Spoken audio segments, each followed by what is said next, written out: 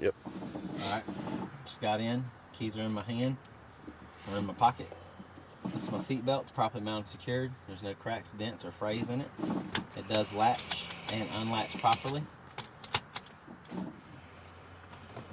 My safety triangles are properly mounted and secured. No cracks, dents. There's 3 of them and they are of the proper color. My fire extinguisher is properly mounted and secured. It's on the right side of the passenger seat.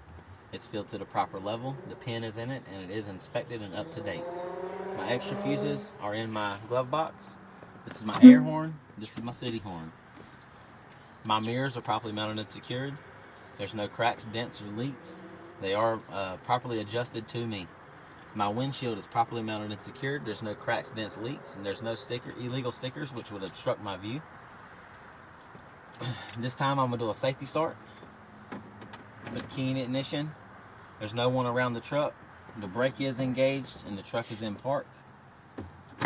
I'll start my truck. First thing I'm going to look for is my ABS light to come on and go off.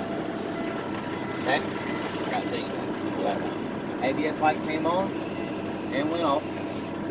My air pressure is building up. While my air pressure is building up, we'll go ahead and do the windshield wipers. Are properly mounted and secured. They do work. And the windshield wiper fluid actually works. My heat, my defrost works. My heat works. Defrost, heat, both work. My lighting indicators, my left turn signal, my right turn signal, my 4-way flashers, my headlights, my bright lights, my strobe lights. They all work. My gauges, my water temperature gauge is steadily rising. My oil pressure gauge is in between the proper operating levels of 20 to 40 psi. My voltage is in the proper operating range of 12 to 14 psi. My RPM gauge, my fuel gauge, and my mile per hour gauge all work. My brake application gauge tells me how much pressure I'm putting on the brakes. My primary and my secondary air are both steadily rising to the operating pressure of 120 to 125. My def fluid tank is working properly. My engine oil temperature is steadily rising. My battery amps are working properly. My 2 drop axle gauges are both working properly when the axles are down, and they will work at 50 psi. My transmission fluid temperature is steadily rising, and my turbo boost gauge works correctly.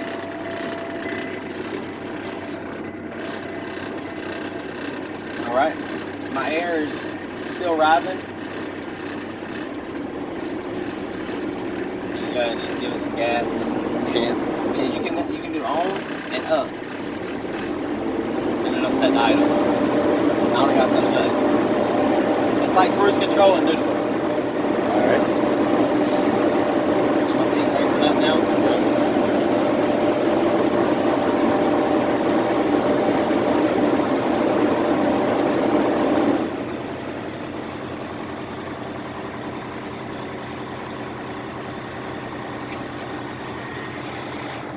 Alright, now I'm going to do my tug test.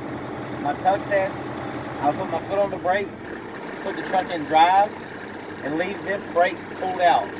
And I would give it gas. If the truck does not move, then the parking brake does work. Next, I will do my service brake test. I'm going to push in my parking brake. I'm going to put the truck in drive. The truck is going to move forward. I'm going to hit the brake. If the truck stops, the service brake is working properly. At this point, I'm going to turn my truck back off. And I'm going to turn the key to the on position, so my gauges all still read correctly. Now I'm going to begin my labs test. First part of my labs test is leaks. L stands for leaks. I'm going to let my foot off the brake and push back on the brake. When I do that, I'm going to hold for 90 seconds. My PSI should not drop more than 3 PSI in 90 seconds. After this is done, that is your leaks part of your test. You're going to do your alarms. You're going to fan the brake down until it gets to 60 PSI, at which time the alarm is going to indicate that you're losing air pressure. That's my alarms part of the test is now complete. Now I'm going to check my button test. I'm going to make sure this button pops out. I'm going to continue to fan the brakes down till the PSI reaches 20 PSI, at which time this button will automatically pop out, engaging the emergency parking brake.